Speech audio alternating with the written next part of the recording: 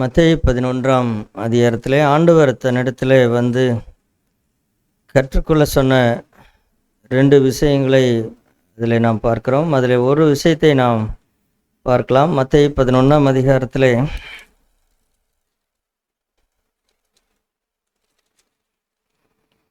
மத்தேயு 11ஆம் அதிகாரம் 29வது வசனம், நான் சாந்தமும் மனத்தாழ்மையுமாய் இருக்கிறேன், என் நுகத்தை உங்கள் மேல் ஏற்றுக்கொண்டு என்னிடத்தில் கற்றுக்கொள்ளுங்கள், அப்பொழுது உங்கள் ஆத்துமாக்களுக்கு இளைப்பாறுதல் கிடைக்கும், என் நுகம் மெதுவாயும் என் சுமை லகுவாயும் இருக்கிறது என்றார்.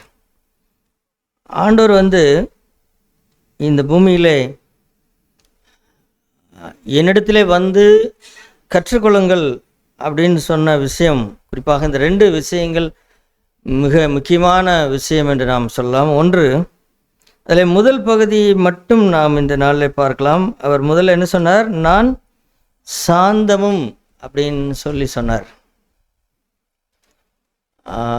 இந்த சாந்தம் அப்படிங்கிறதை வந்து இந்த உலகத்திலே எங்கேயும் இல்லாமல் ஆண்டவரிடத்திலே போய், இயேசுவினிடத்திலே போய் நாம் கற்றுக்கொள்ள வேண்டும் அப்படின்னு சொல்லி அவர் சொன்னார். சாந்தம் அப்படிங்கிறதற்கு அல்லது சாந்த குணம் அப்படிங்கிறதற்கு அடையாளம் யார் அப்படின்னு கேட்டால் இயேசு கிறிஸ்து தான் பிரதான அடையாளம். பழைய ஏற்பாட்டிலே மோசேயை குறித்து சொல்லப்பட்டிருக்கும், அவன் மிகுந்த சாந்த குணமுள்ளவன் அப்படின்னு சொல்லி சொல்லப்பட்டிருக்கும். ஆனால் அதுவும் அவருடைய வாழ்க்கையிலையும் சில நேரங்களில் அது பூர்ணமாக இல்லை. அவர் இருந்தார், பல நேரங்களில் அவர் இருந்தார். ஆனால் நாம் பார்க்கிறோம், ஒரு தடவை அவர் தன்னுடைய ஜனங்களிடத்திலே மனம் பதறி பேசினதை நாம் பார்க்கிறோம். அதனாலே என்ன ஆகிவிட்டது அப்படின்னு கேட்டால், அவர் அந்த கானான் தேசத்திற்கே போக முடியாத நிலை ஆகிவிட்டது. ஆகவே இந்த விஷயத்திற்கு யார் மாதிரி அப்படின்னு கேட்டால் இயேசு கிறிஸ்து தான் நமக்கு நல்ல மாதிரி.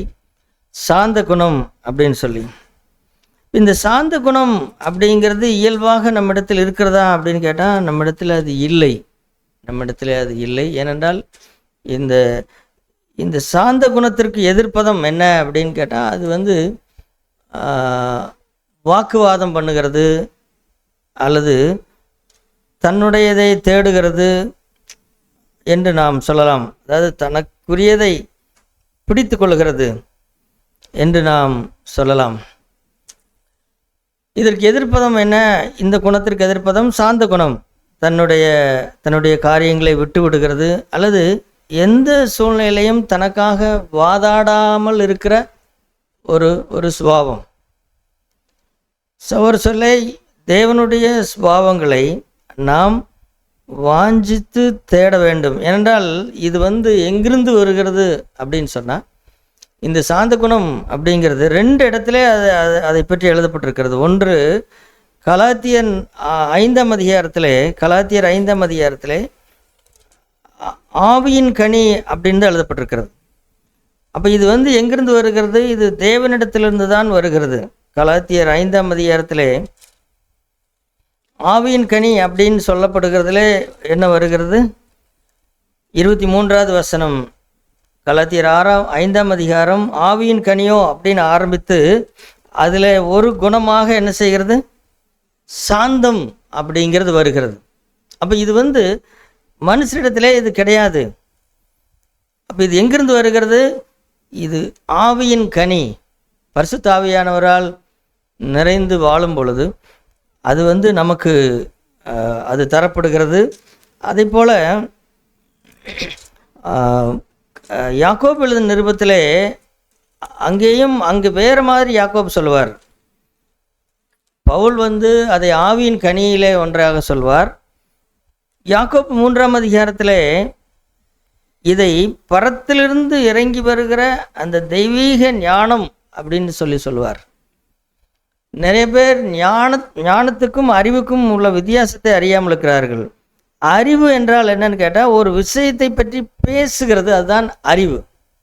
ஒரு விஷயத்தை விளக்கி சொல்லுகிறது, அதுதான் அறிவு. ஆனால் ஞானம் அப்படிங்கிறது என்றால் என்னன்னு கேட்டால், ஞானம் அப்படிங்கிறது அது ஒரு சுபாவமாக மாறி எனக்குள்ளே இப்போ ஒரு ஒரு ஆப்பிளை பற்றி அல்லது ஒரு பழத்தை பற்றி பேசுகிறது வேறு, ஆனால் அல்லது ஒரு சுபாவத்தை பற்றி வெகு நேரம் என்ன செய்யலாம், பேசலாம். அது வெறும் அறிவாக இருக்கும். ஆனால் ஞானம் அப்படிங்கிறது அப்படி அல்ல. ஆகவே தான் ஞானம் வேறு, அறிவு வேறு. ஞானம் என்ன செய்யும் கேட்டால் ஒரு மனுஷனுடைய வாழ்க்கையை மாற்றும். அறிவு அப்படி செய்யாது. அறிவு அதை பற்றி பேச வேணாலும் செய்யுமே தவிர அது மாற்றாது மனுஷனை. அப்போ இங்கே பரத்திலிருந்து இறங்கி வருகிற ஞானத்தில் என்ன இருக்கிறது? 17ஆம் வசனத்தில் இடைப்பகுதியிலே பார்க்கிறோம். அதில் என்ன இருக்கும்? சாந்தமும் இருக்கிறது அப்படின்னு சொல்லி பார்க்கிறோம். ஆகவே இந்த காரியங்களை நாம் நம்முடைய வாழ்க்கையிலே நாம் குறிப்பாக சாந்த குணத்திலே நாம் என்ன செய்யணும்? நாம் வளர வேண்டும் அப்படிங்கிறதாம். இது ஒரு ஒரு வாக்குவாதம் பண்ணுகிற அல்லது தனக்காக வாதாடுகிற எல்லாவற்றுக்கும் நேர் விரோதமாக இருக்கிறது தான் சாந்த குணம். இது இயேசுவினுடைய வாழ்க்கையிலே, ஆண்டவருடைய வாழ்க்கையிலே, அவருடைய சின்ன வயதிலிருந்து, அவருடைய நமக்கு தெரிந்த வரைக்கும் ஒரு 12 வயதிலிருந்து அவருடைய வாழ்க்கையிலே அவர் இந்த சாந்த குணத்திலே அவர் என்ன செய்தார்? அவர் வளர்ந்தார். அவர் அது சாந்த குணம் என்றால் என்னன்னு கேட்டால், நமக்கு பொதுவாக என்ன பிரச்சனைன்னு கேட்டால், நீதியை பேசுவது, நீதிக்காக பேசுவது தான் நம்ம இடத்துல இருக்கிற பெரிய பிரச்சனை. இப்போ நான் பேசுகிறதுல என்ன தப்பு இருக்குது, நான் சொல்கிறதுல என்ன தப்பு இருக்குது அப்படின்னு பேசுகிறது தான் இந்த சாந்த குணத்திற்கு நேர் எதிரி. இல்லை, இப்போ இயேசு கிறிஸ்து வாழ்ந்த வாழ்க்கையை நாம் பார்க்கும் பொழுது அவருடைய குடும்ப ஜீவியத்திலே அவருடைய தம்பிமார்கள் தங்கைமார்கள் வாழ்ந்த அந்த வாழ்க்கையிலே அவர் எங்கேயும் ஒரு எரிச்சலாக அல்லது தனக்காக வாதாடினவராக எந்த இடத்திலையும் அவர் இல்லை. அது அவருடைய மரண பரியந்தம் அப்படியே தான் இருந்தது. இயேசு கிறிஸ்து அவர் மரித்து தொங்குகிற அந்த வேளையிலே கூட, அல்லது அந்த அந்த போர்ச்சேவர்களால் அவர் நடத்தின விதங்களிலே கூட அவர் ஒரு எரிச்சலடைந்து கத்தினதைப் போல அவர் என்ன செய்யலைன்னு கேட்டால் எங்கேயும் இல்லை. அவர் கேட்ட கேள்வி எல்லாமே சாந்த குணத்திலிருந்து தான் வந்தது. பிலாத்துவிடத்தில் அவர் பேசினதும் கூட அந்த சாந்தத்திலிருந்து தான் வந்தது. ஒருபோதும் இப்போ இந்த பிரச்சனை சகோதர சொல்ல எல்லாருக்குள்ளும் நமக்கு இருக்கிறது. அது எப்பொழுது தெரியும் கேட்டால் எல்லா நேரம் தெரியாது. நான் என்னை பல தடவை பார்த்திருக்கிறேன். ஆண்டவரே, கோபம் வருகிறது அல்லது ஒரு சூழ்நிலை எதிர்த்தரப்பினர் சரியாய் நடக்கவில்லை என்று தெரிந்து விட்டால் அல்லது அதை பார்த்து விட்டால் அங்கே சாந்தமாக இருக்க முடிகிறதே இல்லை. அல்லது எதிரே பேசுகிறவர்கள் பேச்சை மாற்றினால் அதை அப்படியே விட்டுட்டு போக முடிகிறதே இல்லை. ஒரு இடத்துல பாருங்கள், யோவான் எழுதின சுவிசேஷம் 4ஆம் அதிகாரத்திலே அந்த சமரியா ஸ்திரீயின் இடத்துல ஆண்டவர் பேசி கொண்டிருக்கிற அந்த நேரத்தில் இந்த இடத்தை ஒரு சாந்த குணத்திற்கு அடையாளமாக சொல்வார்கள். இதெல்லாம் நம்முடைய அன்றாட ஜீவியத்திலே நடக்கிற விஷயங்கள். யோவான் 4ஆம் அதிகாரம்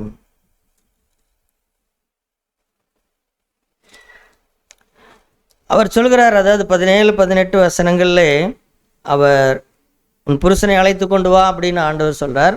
அதற்கு அவள் எனக்கு புருஷன் இல்லை அப்படின்னு அவள் சொல்கிறா. இப்போ ஆண்டவர் சொல்கிறார், எனக்கு புருஷன் இல்லை என்று சொன்னது சரிதான், நீ சொன்னது சரிதான். எப்படி என்றால் 5 புருஷர் உனக்கு இருந்தார்கள், இப்பொழுது உனக்கு புருஷன் அல்ல, இதை உள்ளபடி சொன்னாய் என்றார். அப்போது அடுத்தது அவள் பேசுகிறது என்ன அப்படின்னா, நீர் தீர்க்கதரிசி என்று காண்கிறேன், என் பாவத்தை எல்லாம் எனக்கு சொல்லி கொடுத்தீங்களே, எனக்கு என்ன வழி அப்படின்னு அவள் பேசலை.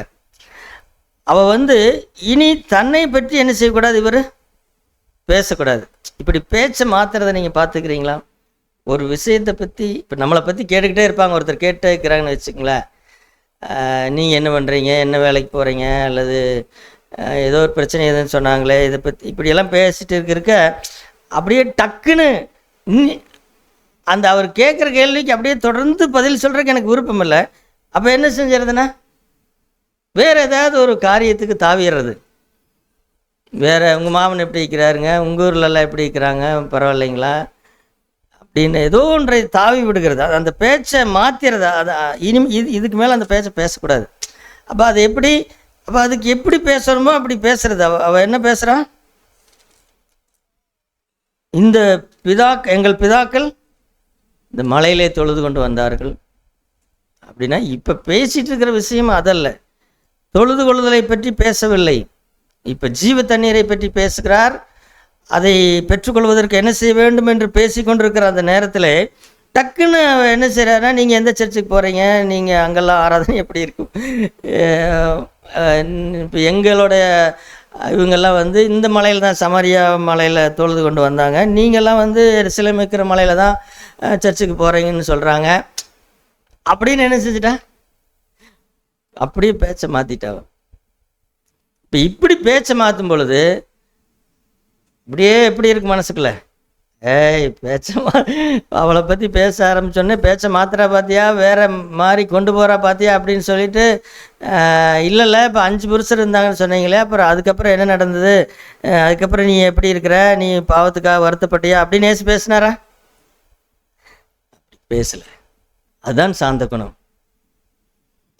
சில நேரங்களில் சவார சொல்லு இழுத்து பிடிச்சி, பேச்சை மாற்றாத, இரு எங்கே ஓடுற இரு அப்படின்னு நமக்கு அப்படி பொறுக்க மாட்டேங்குது.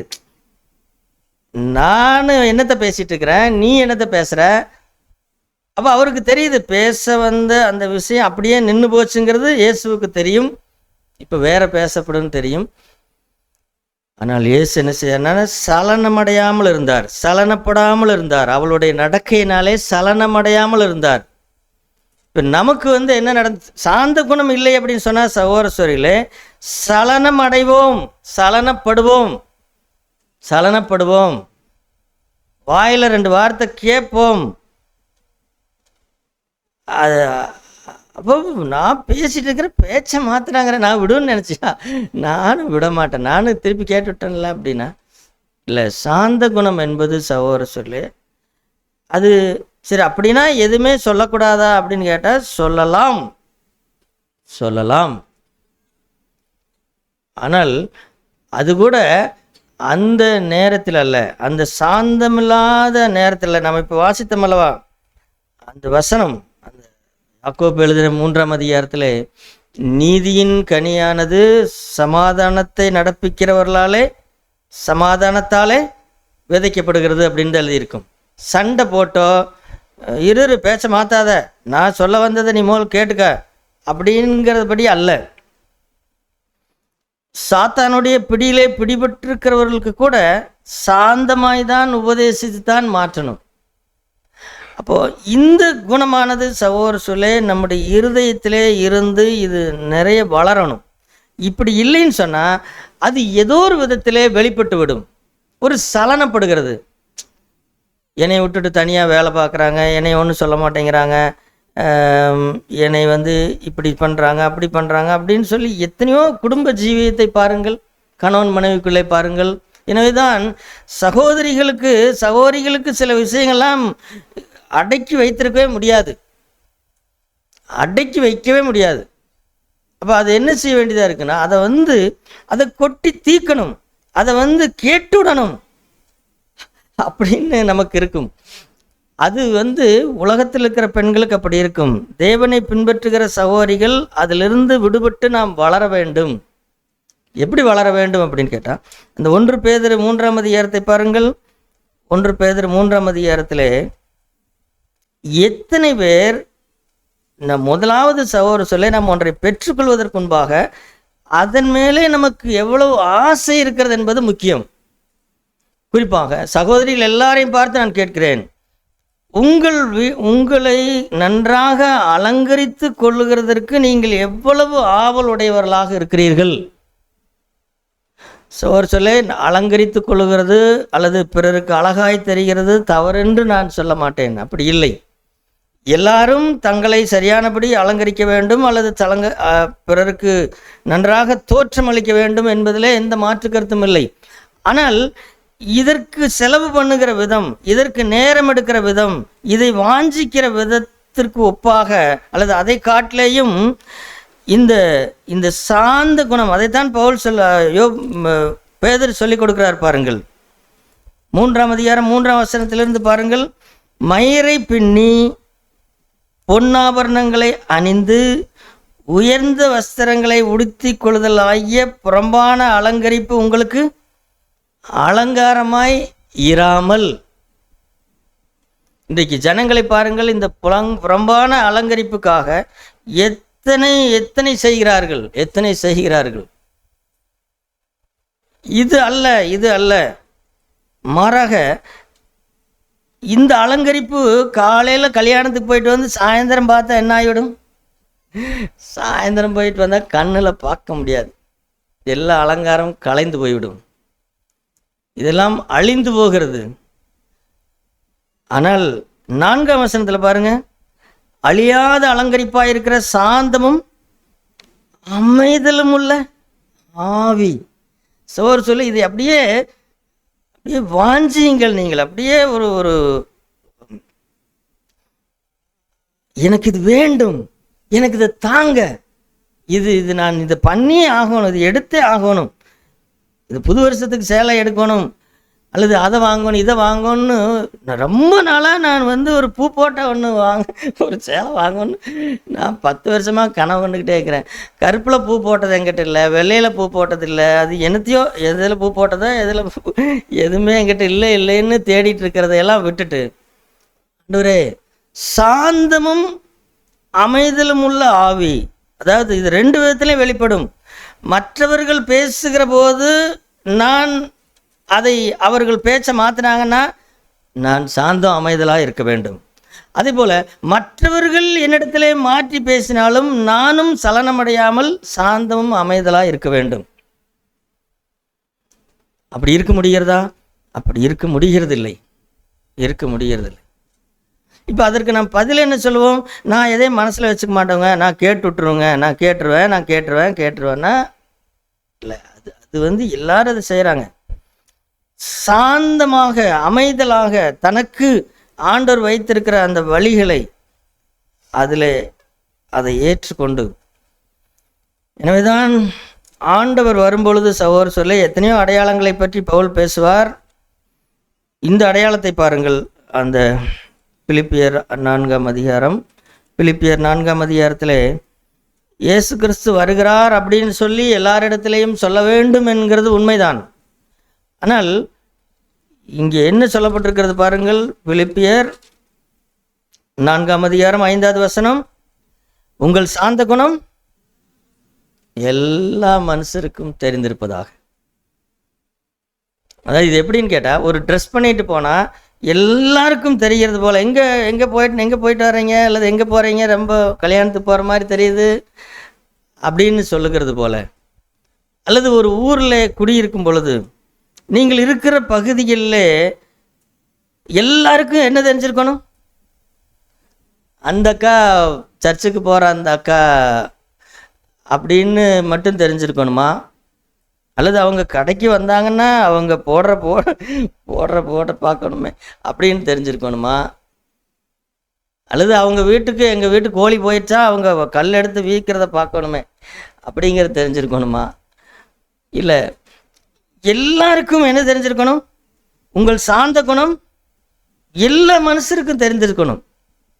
கர்த்தர் சமயமாக இருக்கிறார். ஆண்டவர் வரும்பொழுது எல்லாருக்கும் தெரிஞ்சிருக்கணும். சாந்த குணமாக இவங்க இருந்தாங்க அப்படின்னு சொல்லி எல்லாருக்கும் தெரிஞ்சிருக்கணும்.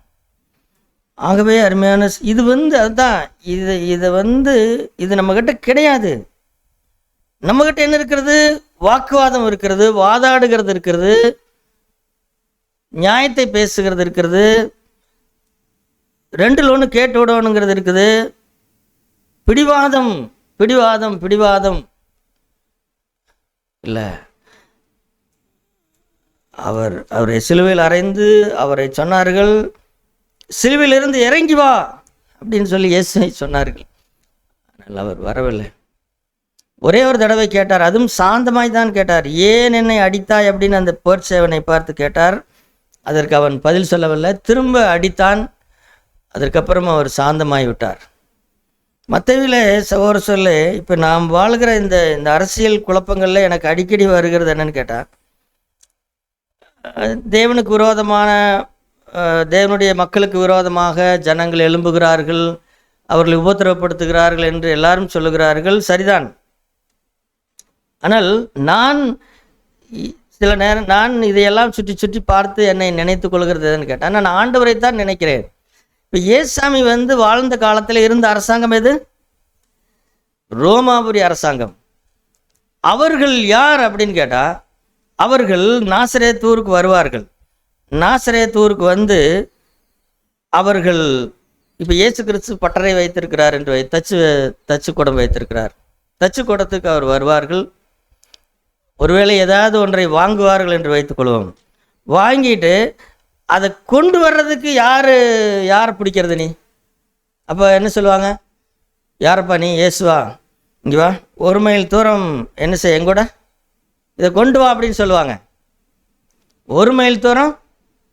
இப்போ நான் செய்கிறேன், நீங்கள் வாங்கிட்டீங்க, உங்கள் வேலை முடிஞ்சது. இனி இனி நீங்கள் வண்டி பிடிச்சி நீங்கள் எடுத்துகிட்டு போங்க அப்படின்னா, எனக்கு முன்னாடி எதிர்பேச்சு பேசுகிறியா? நான் யார் தெரியுமா? ரோமாபுரி வீரன் அப்படின்னு பேசுனா, அப்போ இயேசு கிறிஸ்து என்ன செய்திருப்பார் நினைக்கிறீர்கள்? இயேசு கிறிஸ்து என்ன செய்திருப்பார்? நீ என்ன வேணாலும் பண்ணு, நீ வாங்கிட்ட, நீ கொண்டு போகிறது உன்னோட வேலை அப்படின்னா, இல்லை, அந்த மூட்டையை தலையில் வச்சுக்கிட்டு, அல்லது ஒரு ஸ்டூலாக இருக்கலாம், ஒரு பெஞ்சாக இருக்கலாம், அதை தலையில் வச்சுட்டு 1 மைல் தூரம் நடந்து வா அப்படின்னு சொன்னால் அவர் என்ன சொல்லியிருப்பார் இயேசு? இப்போ இதை நீங்கள் சட்ட ரீதியை பாருங்கள். இது எதாவது ஒத்துக்க முடியுமா? அதையே இது ஒத்துக்கவே முடியாது. இது சட்ட ரீதியாக பாருங்கள். இது எப்படி ஏற்றுக்கிறது? இது எப்படி ஒத்துக்கிறது? அவரால் ஏற்றுக்கொள்ள முடியாது, யாராலும் ஏற்றுக்கொள்ள முடியாது.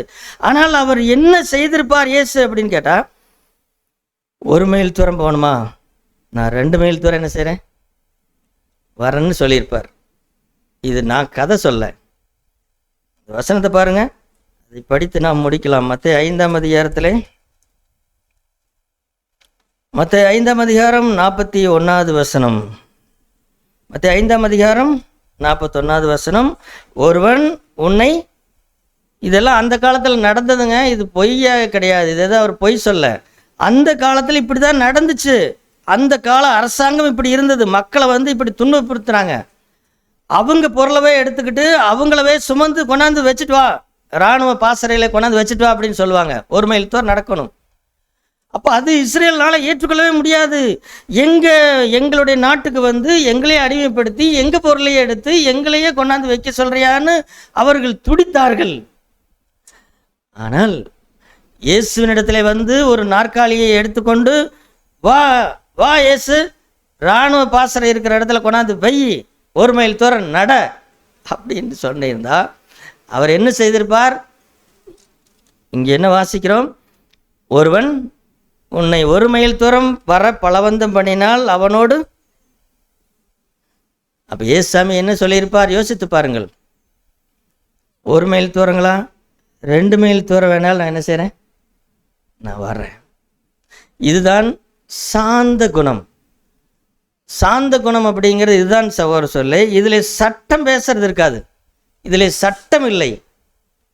இப்போ நீங்கள் யோசித்து பாருங்கள், இயேசு கிறிஸ்து செய்யாத ஒன்று சொல்லியிருப்பார்னு நினைக்கிறீங்களா? இந்த வசனத்தின்படி இயேசு கிறிஸ்து இப்படி செய்யாமல் சொல்லியிருப்பாரான்னு கேட்டால் அவர் சொல்லியிருக்கவே மாட்டார். செய்யவும் உபதேசிக்கவும் தொடங்கின அவர். ஆகவே அருமையான சகோதர சொல்லை, இதை செய்ய முடியாது. இது இந்த சாந்த குணம் இல்லைன்னா இது நடக்கவே நடக்காது. ஒரு கடுமையான புருஷனோடு கூட எப்படி புருஷனை போதனை இல்லாமல் எப்படிங்க ஆதாயப்படுத்திக் கொள்வது? இந்த சாந்த குணத்திலே வளர்ந்தால்தான் நடக்கும், அது இல்லைன்னா நடக்காது. எனவே இதை வாஞ்சியுங்கள். வெளிப்பிரகாரமான அலங்காரம் நமக்கு தேவையில்லை. ஏதோ காலையில் எந்திரிச்சு பல் விளக்காம குளிக்காம அப்படியே எந்திரிச்சு வாங்கன்னு சொல்ல, அது கண்ட சில பேர் பயந்துக்குவாங்கல்ல, அது ஒரு மாதிரியா இருக்கு. அதனால குளிச்சுங்க, தலை சீவுங்க, பரவாயில்ல. ஆனால் சாந்த குணத்தை வாஞ்சித்து தேடுங்கள், அழியாத அலங்கரிப்பு. அல்லது இயேசுவை போல 1 மைல் தூரம் பலவந்தம் பண்ணினால் 2 மைல் தூரம் போ. இந்த பிரச்சனை நடக்கும் சோர் சொல்ல, எங்கள் ஒர்க் ஷாப்பில் நடக்கும். எனக்கு கீழே வேலை செய்கிறவர்கள் எனக்கு சொல்லுவாங்க, நீங்கள் இப்படி பண்ணீங்கன்னா அல்லது இப்படி சொல்லிகிட்டே இருந்தீங்கன்னா என்ன அப்படிங்கிற மாதிரி. இதெல்லாம் ஏதோ கொஞ்சம் கொஞ்சம் நமக்கு வருகிறது. இன்னும் இந்த ஏசாமி சொன்ன ஆண்டவர் சொன்னது போல் இந்த மாதிரியெல்லாம் எனக்கு இன்னும் நடக்கலை. இந்த மாதிரி நடக்கலை. என்னோட தலைமையில ஒரு ஜன்னலை தூக்கி வச்சு 1 மைல் தூரம் கொண்டாந்து வச்சுட்டு வான்னு எந்த அரசாங்க ஆட்களும் இன்னும் சொல்லலை. அப்படிப்பட்ட ஆட்சி இனிமேல் வந்தாலும் வரலாம். அருமையானவர்களே, சாந்த குணத்தை வாஞ்சித்து தேடுவோம், அதை அவரிடத்துல இயேசுவினிடத்திலே போய் கற்றுக்கொள்வோம், அவரை தியானிப்போம்.